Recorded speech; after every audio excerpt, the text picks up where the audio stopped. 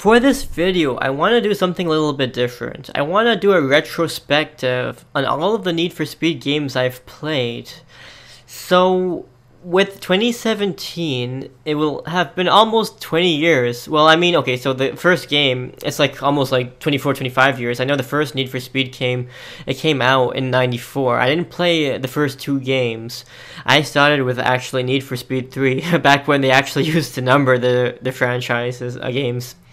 But I want to do a retrospective. Because Need for Speed 3, when I played it, that was back in 98, back when it was new I played it, and I want to do a retrospective because it's almost been 20 years of playing it, and I've played, yeah, pretty much 20, because they almost had yearly releases, if I recall, so I've almost played like 20 Need for Speed games. It's actually the most sequels to games I've ever really played, and I want to do a little retrospective to just think about my memories of the old games, think about how the series has changed. I haven't played, there might be a few games in between I missed, but for the most part, I've played most of these games, and I want to just think about it before I even get into Need for Speed Payback. I know that there's been so many good games for Need for Speed, and also so many shitty games for Need for Speed. I want to think about, hey, you know, like, which games were really good, which games were bad, what can they do to make Payback a good game? I know that some of the Need for Speed games are really storyline focused, and some of them are more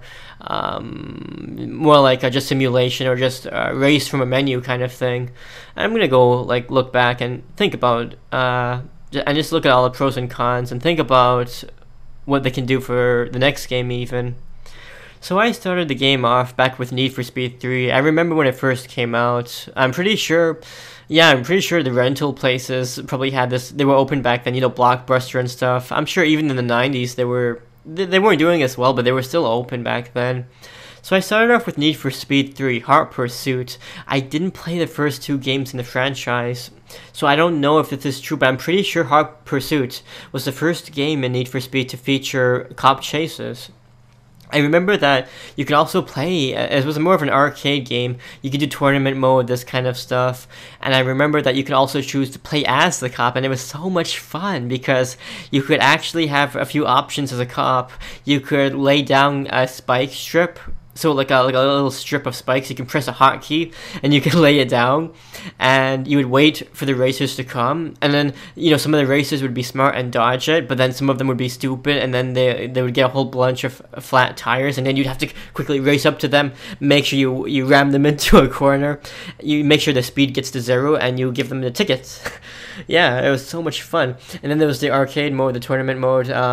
Knockout tournament was popular, and you'd race through that, and each race in the tournament you'd get the last place person get eliminated, and what would happen is you keep going on until it's up against another person if you didn't lose any of the races, and then you'd race, and then you'd unlock the last track in the game. It was Empire City. It looked really cool, like a night city. It looked like some kind of like night New York. It didn't have populations or anything else. No, they had a few of the vehicles you could crash into, but it wasn't really like a detailed world. It was just a bunch of tracks that you could select from a menu. So yeah, Empire City was one of the ones you could unlock, and yeah, there was also cars you could unlock as well, and you keep racing and get better cars. So you could get the El Nino car back then, and it was just so fast. It was so amazing. This game was more of an arcade game, no storyline or anything. You would just race from menus. You would just choose. You could arcade, you could do time trials, and you could just set up cop races, and you could fight against different cars. Like, you could just do it all from the menu. And basically the storyline of the game was really just doing the tournaments, and once you beat that, that's it. But the game had so many fun features in it. It had a lot of lore in the game. I know that sounds random from a racing game, but they put a lot of detail in the world at the time. So they actually had this guy who would narrate all of the courses. You could go into the help menus, and this guy would narrate all of the courses and the different conditions, like, oh, rainy weather, snowy weather, I think. And it was a detailed game. I remember also when you could get chased by the cops in the regular races, and you have to avoid them or else you'd pretty much lose the race. I don't know if you would instantly lose if you got caught by the cop, but you would lose a lot of time if you did. But it had a radio in the game And it was so interesting because it actually sounded like, oh, the cops are chasing you, you know, they actually tried to make them sound serious. And yeah, it was just such a fun game. It was fun because back then you didn't really have many games. You didn't have online. I mean, it wasn't popular online at all. I played it for the PC, and it was just fun racing against yourself and just doing most of the arcade stuff. It was really, really fun.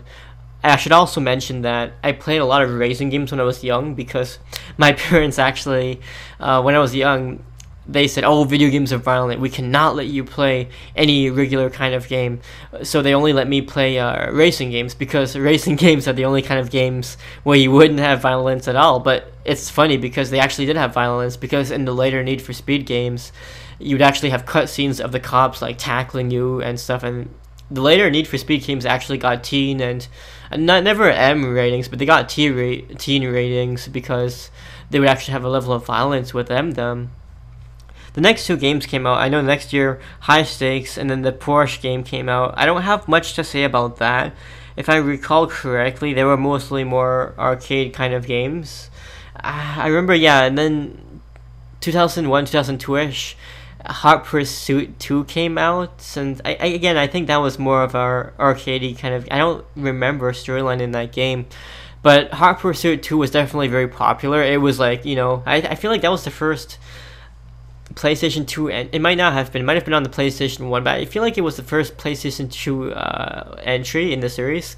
And I feel like Hot Pursuit 2, yeah, had really amazing graphics for the time, really amazing gameplay. I was astonished at it. Helicopters would chase you too, I remember that, and it was just so hectic. It was really, really focused on like the police chases and stuff. You'd have to get away from them and stuff. It was really fun. The next game is probably one of the most popular in the franchises, Need for Speed Underground. I remember this back in 2003. I was in middle school at the time, I think. It was a long, long time ago. And yeah, Underground, I don't think it had police. Actually, yeah, this is the time period where they actually temporarily stopped doing the police chases, I recall. But Underground was really cool because it had an open world, but you couldn't actually explore the open world, though. It was stuck to campaign missions, which would have certain pieces. But again, you could never explore. You'd have to just do missions from the main menu. And I think it was actually a very lengthy game. It had a lot of rubber banding, and the game was actually pretty hard at times, pretty unforgiving. It was a lot of traffic. It felt like a real city, but there was just so much traffic at times.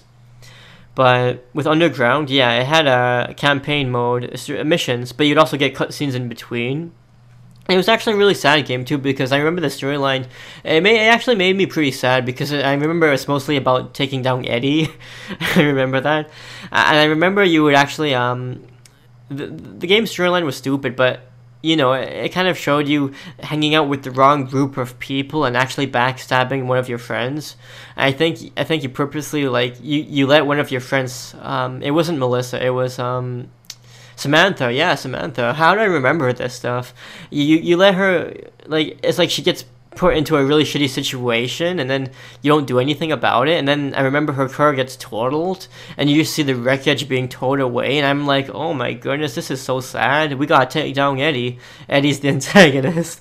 I guess it's about showing a lot of the clubs, the street gangs and stuff too. It wasn't like violent, it didn't have drug dealing, but it had CGI graphics. It didn't have real life actors, I'm pretty sure. No, it was just CGI. And yeah, you take down Eddie, and then you take down Melissa randomly at the end. I don't know why they put there was another boss right after the main boss. You beat her and you beat the game, but it was so interesting because this was the first, maybe they did it before, but this was the first game I recall that had a big storyline. It had so much customization. It didn't really have open world. You couldn't really explore the open world, so I won't give it that, but you could pretty much pimp out your ride, and pimping out your rides was popular back then. And this game had such amazing music. Oh my goodness, how did they get these tracks back then? All of us in middle school, this is all we'd be playing, Need for Speed Underground, because it was just so amazing. I don't know how, it's like the stars aligned and created the perfect game. People don't like Underground that much, but it's like the stars aligned and made a perfect, like, game, perfect music, a good storyline. It was lengthy, hundreds of missions. Damn. And in middle school, all of us bought the game. We'd all spend money on it. We'd all be racing each other. I'm pretty sure this game had online. It was like a caveman days online kind of thing, but it did have online, I feel like. And oh my god, it was, you could customize your vehicles, and you could pimp them out in such a ridiculous way. And all of us in middle school, we'd be like showing off the most ridiculous pictures of cars. We'd all hang out and stuff and race each other, and damn, we loved the music. We loved everything about this game. How did they make such a masterpiece? I'm telling you. I mean, I don't know if you're supposed to be marketing towards kids or adults, but back then I was in middle school. This was back in '03. I was pretty sure like older middle school years. And wow, this game, damn, it was so amazing. It was like the nightlife racing, and it had a lot of complex. It was mostly sprint races across the city. Yeah, I'm pretty sure they removed the cops, but it was still so amazing. It's like street racing, and they marketed the game so well, and you felt like almost like a gangster, even though it didn't have drugs or anything. You felt like a gangster playing these games. And yeah, it was so popular. It was on the rage back in school. Like, maybe if you played this as an adult, you would think it's kind of cheesy and stuff, but back then, wow, it was just so good. Just, okay, it's like Lunchables when you're in elementary school. You know, Lunchables, it's such a shitty meal to eat. But the fact that you can customize it, the fact that they market it so well, when you brought, I don't know, I'm a North American guy.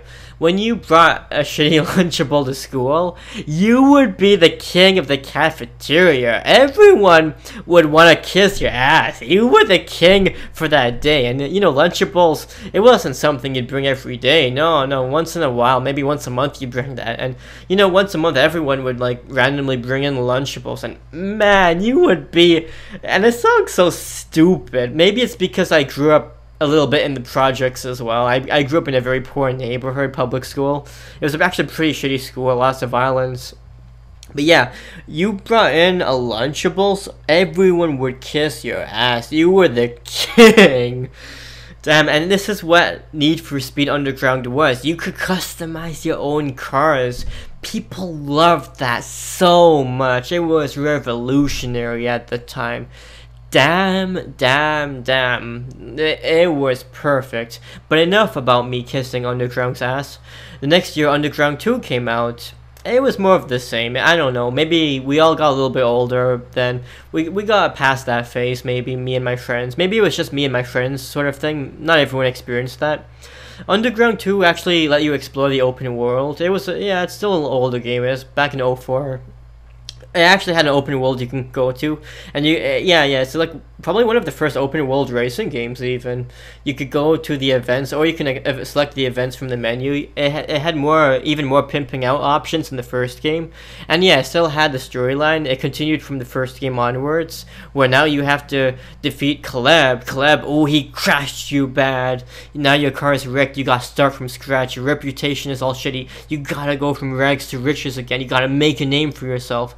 Felt exciting again. I loved it. Good storyline, decent campaign length, lots of races you can do, and lots of cutscenes in between. Very good game. Yep. It got better. In '05, Most Wanted came out. Now we went back. Now these Underground games, Underground 1 and 2, I'm pretty sure they didn't have cop chases. Or if they did have cop chases, they weren't really present that much. Most Wanted went in the opposite direction. Yep. Now it's all about the police races, even more so than the actual races. Most Wanted had a really cool open world, and it brought back cops in a big way. Now it's all about ranking up your score. Bounty, they called it. You have to make a name for yourself. You gotta do the most dangerous stunts. Take out police vehicles. Of course, we don't advocate doing that in real life. This is just an arcade game. But you gotta troll the cops. I know there was Sergeant Cross in the game. You have to troll him and make a big bounty. Do all the most dangerous shit. and make a name for yourself. Only then can you go up the blacklist, the most 15 top racers with a reputation in the city, in the game, and you gotta challenge them. Then you gotta do some more crazy stunts, and you challenge the next one, number 14, number 13. You make a name for yourself. Lots of cutscenes in between. Good campaign. Then you beat number 1. I think his nickname was Razor. I forget. He had a pretty Caucasian name, something Callahan, but we would call him Razor, number 1. And you beat him, and you feel so good. But then, oh no, now you have too much of a name. You gotta escape the city, and in one final pursuit, you get back your old car. It was the BMW M3 something, and I remember it was so amazing. You get your car back. You work so hard, and you escape the city. It was a good game. But this game was good because they revamped it. They made this game exclusively on the police chases, whereas the old games would be just doing the regular races, the sprints, the circuits, the drag races. This game, they went right back in the opposite direction, and they marketed the game well, just, trolling the cops, doing so much with the racing cars, and exploring the city. The city was so cool to explore. You had everything. There was a little golf club. I remember you could explore in one of the parts of the city. And I remember there was even a university part of the city as well you could explore. It was very unique. You could explore so much open world racing, and just so much you could do with the cops. Damn. Yeah, I think next to Underground, Most Wanted was probably be my next favorite game in the series. It was just so good. They took risks, and they made a good gameplay style, that's what I'll say. The next game came out in 06, Carbon. I think now I started high school, so for Need for Speed Carbon, I didn't like it as much. It was just like a sequel to Most Wanted. It's a direct sequel. You have more of the same characters, like Sergeant Cross returns, and a whole bunch of these other people. And well, the thing is, I didn't like the city in Carbon as much. Now it was like more focused on the night racing, and it had a lot more canyons and stuff. Don't get me wrong. It's more graphics. They updated the graphics and the physics a little bit, but I just didn't like it as much. It was more of the same. It wasn't as revolutionary as it used to be. It sounded like just a quick sequel. Same old cop mechanics. It was still fun, but I found like the old Most Wanted world city more fun to explore. I forget the city in Carbon, and it wasn't as fun for me to explore that. It was mostly canyons and nighttime. It still had good customization and all that, but wasn't as memorable for me. Still a good addition to the franchise, of course. Still did have a good storyline, but the fact that I can barely remember the storyline, you can kind of see where I'm not liking the series as much. Next comes the atrocity, Pro Street. Yeah, Need for Speed Pro Street. Now they went in the opposite direction, trying to put like real races into the game, and I don't know what they did. I played it shortly, and it was mostly, I don't think it had a campaign or like a regular like cutscenes and stuff. It was just doing races, like legal racing around tracks, and I don't know why they did that. It was shitty. Everyone hated it. I hated it. I don't know why. I mean, I'm not to say that going in the opposite direction is bad. Like, you were going all over the place before, but now I don't know why they tried to make it into a simulator. So the main problem with Need for Speed Pro Street was that if you wanted a good simulation game, you'd probably just end up... I don't remember if Forza was available on the market at the time, but I remember that if you really liked more of a heavy simulation kind of game, you would have just bought Gran Turismo or something even more high level than that. Pro Street, it wasn't really done that well. Like, it was a good simulator, it had some good tracks and stuff, but it just didn't do it well. It was such a big, drastic change, and a lot of the viewers, we don't know why they ended up making such a crazy change like that, and they ended up alienating a lot of their player base because they tried to move to simulation racing, and it didn't end up well as a result. A lot of my friends ended up calling it, instead of Pro Street, they ended up calling it prostate cancer. It's so bad.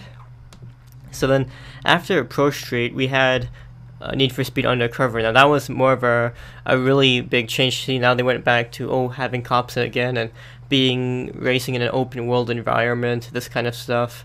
And they actually had a narrative, and this time they used and for a few years now, I think with the past few cinematic games before Undercover and Undercover itself, they started using more of their real life actors instead of CGI. I think that the only game that really used CGI for the story cutscenes was Underground. But yeah, at this point they definitely started using their real life action scenes. But the thing is, it was like a low budget B movie, so it was kind of funny to watch. So the storyline with Undercover, it wasn't really that good, but it was something. They were trying to do something different. I don't think it was that well received again. I liked it because I was still young at the time, a little bit immature. So like when I looked at the cutscenes nowadays, it looks so silly. It looks like really cheesy and not realistic at all. To enjoy Undercover, you have to really suspend your disbelief a bit. But otherwise, it was a really fun game. I remember that Undercover felt almost like, I'm thinking of what the game was. I think it was Burnout. I'm not sure, but you would some of the missions in Undercover, you'd have to just ram your car into the other cars and destroy them. So there was like a little bit of vehicular combat in these games. It was actually really funny. So then after Undercover, we started getting some more weird games. So then there was Need for Speed Shift. I kind of like Shift because Shift is like Pro Street that was done a lot better. So they went back to racing, no more cops, and I don't think there was any open world environment in Shift. So they went back to, racing on the racetracks, trying to make it more simulator heavy, this kind of stuff again. Need for Speed Shift, again, I think this is where the Need for Speed series started declining a lot. Now, I didn't like Shift personally, but it was still fun. I remember you could get stars and you could unlock tournaments and you just kept doing that kind of stuff. And you kept unlocking more and more challenging environments, more difficult tracks. And I remember playing it. It wasn't exceptional. It was an okay game. There weren't many good games coming out at the time, if I recall, but it was fun, but it wasn't exceptional. That was the problem. And we started getting more games after this, and they kept spouting out yearly games, like right after Shift. So Shift was 09, and then I remember they just called the next one Hot Pursuit. So again, and now the naming convention gets so weird because you don't want to mix it up with the previous games in the series. So with Need for Speed Hot Pursuit, I guess this is like a kind of like a soft reboot as well. They removed the open world environment for Hot Pursuit, I feel like.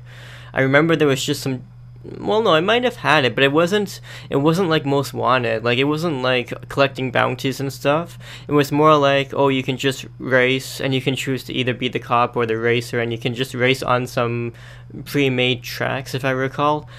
But it didn't have like a good career mode in it. It was pretty boring. It was just more like an arcade, like in the sense that you could just choose what you wanted to play from a menu. It wasn't like a proper career mode. There definitely wasn't any cinematics or story mode or anything like that at all. So personally, I didn't really like Hot Pursuit that much. It really went over my radar. I did buy it, but the thing is, you really needed to have friends to enjoy that game, like to enjoy the cops and robbers kind of gameplay. And then I know after that, in 2011, they had two games in 2011. They had Shift 2, and then Shift 2 was just more of the same, like as Shift 1. And they also had Need for Speed The Run. Let me talk about Shift 2 first. It was pretty similar again. It didn't really make big changes, I felt like. It was more of the same like Shift. Now it was kind of good because they were diversifying it a bit, like, which makes sense. Like, they came out with Shift and The Run in the same years, and The Run is more of a, escape the cops, and Shift was more of the pro street racing on the actual racetrack. So it's kind of a smart idea that they ended up just like making two games for each of the markets, and you think that would have been a good idea. But I don't think either of the games did that well. Yeah, so Shift 2 didn't really make many differences from the original Shift, and not many people were playing Need for Speed for the simulation. People wanted Need for Speed for like an arcadey kind of game and a lot of people played Need for Speed exclusively for the cops. I don't think there's any other games that really had cop chases like the Need for Speed series, surprisingly. But Need for Speed The Run came out, 2011, and this one was meant to be a cinematic masterpiece. It was like a whole bunch of cutscenes in the game. It was meant to be like a movie. Again, it's like a low budget movie, but it was trying to be a really cinematic masterpiece, kind of, where this guy has to escape the mafia and he has a big debt and he has to win this big street racing tournament thing. And well, I actually liked this game because the gameplay was just so funny. It's like you had a series of races that you had to beat. Basically, the game was a competition of several hundred racers racing across the U.S. And it actually had a lot of interesting locations from the U.S. in the game. And to do this, they split up the game into like maybe a series of maybe 20 or 30 races, and you had to win or come within a certain position within those races. And it's like a giant cumulative race. It's so funny. It's like, you have to go from rank 250 to 240 now, and now you have to go from 240 to 230. It actually felt pretty interesting, and the game actually had boss fights. Like, I know it sounds funny, boss fights in the racing game, but it actually had some really cool one-on-one fights. Some of them were kind of challenging. I remember there was this one street racer in the run, and he was this former pro racer who actually did legal track racing, and then he ended up losing his contract, so he became a street racer, and then you have to race against him, and he was pretty difficult to defeat. That wasn't the main antagonist, that was just one of the side antagonists.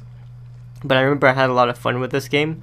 But the problem with the run was that it was extremely short. I think that you could easily beat the game within 4 or 5 hours. And the thing is, they spent years working on the game too, and it was a big flop. It led to them, the big publishers, EA, restructuring all of the development studios and all of that, and they got punished pretty badly. But they tried hard though. It didn't end up that well. And see, now it's like the generic names keep coming up. So I told you about Need for Speed Hot Pursuit and how that's different from Need for Speed 3 Hot Pursuit. You know what I mean? Because it's kind of like a soft reboot. So in 2012 they came out with Need for Speed Most Wanted, and again, it really wasn't like the actual Need for Speed Most Wanted that came out back in like 06. No, this was a pretty unmemorable kind of game. Everything just started going to shit now. So Most Wanted came out, and then Need for Speed Rivals came out in 2013, and they were both just games that didn't really do anything new. Sure, they improved the graphics and such, but it's like for every step they went forward, they kept going 2 or 3 steps backwards. It's like they didn't do enough. They should have been doing more to improve the formula, make fun gameplay, create the magic that had started Need for Speed Underground. The soundtrack in the game wasn't that good. The customization system was okay, but again, it wasn't anything to write home about. It was pretty shitty. And then a few years passed, and then they came out with Need for Speed 2015. And again, see, now it's just so stupid. They're just calling the game Need for Speed without anything else. And again, it's kind of like another reboot. I'll just call it Need for Speed 2015. And this game was actually trying to go back again into, trying to tell a cinematic tale. But the problem with Need for Speed 2015 is that you had to always be online, one of those kinds of games. And the problem is that if you disconnected for just like a few seconds, you'd lose all your progress in the race. Now the game was trying to be cool because it's like, you're always connected online, so that you could always see when people are racing around you and this kind of stuff. But the problem was that it made the gameplay really random and shitty, and the open world was good, and they improved the graphics and such. But there's other parts too, like now I was watching the cinematics and it seems so cringe-worthy. Like, I never used to cringe so bad. Like, I know I always used to have to suspend my disbelief for the Need for Speed franchise. It's like, it's like a Fast and Furious movie, it's not meant to be taken seriously.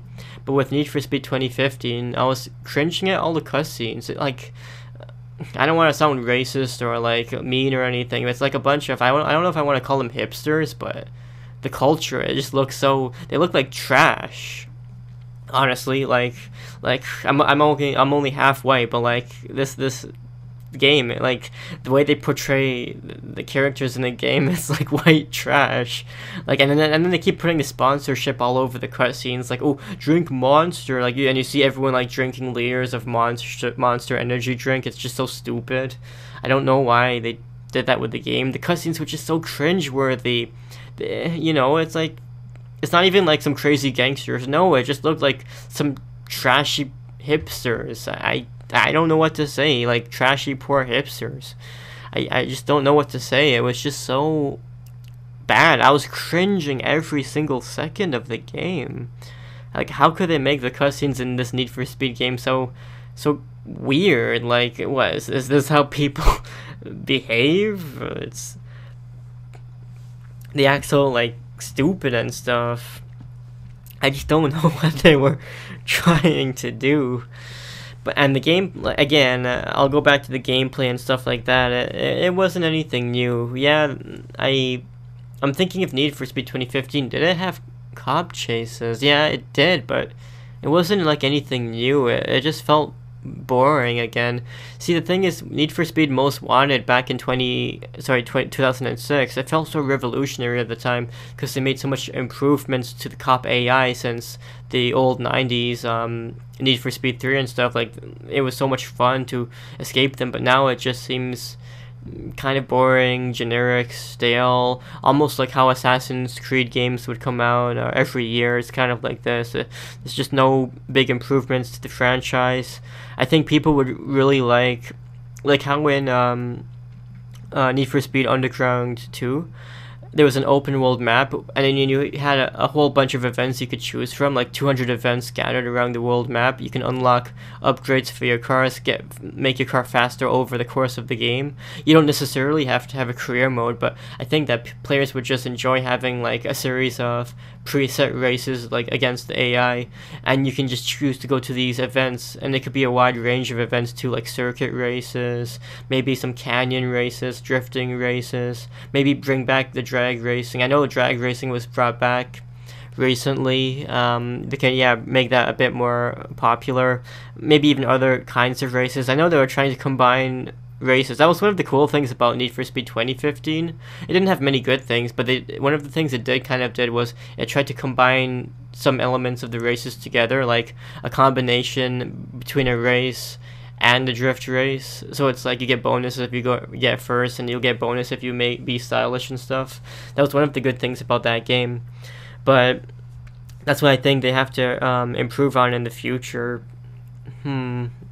So overall, I think that the older games were just really good in Need for Speed, and I think that nowadays in Need for Speed, it's getting old, repetitive, and it's like they just want to do their yearly releases so that they can just keep getting more money.